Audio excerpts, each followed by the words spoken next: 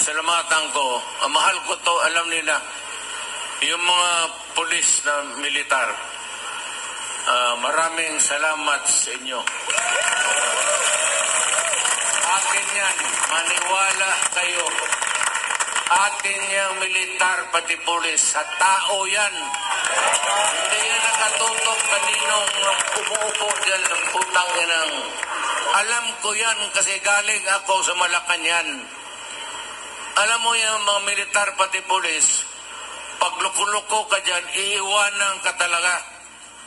Magkudita yan, naloko na. Magka-Pilipino yan. Yung pulis inyo yan, militar inyo yan, huwag kayong matakot. Pag magpunta dito, wala yan. Ang iniisip yan, bayan, pati tao, pagsisilbihan nila. Inyo yan.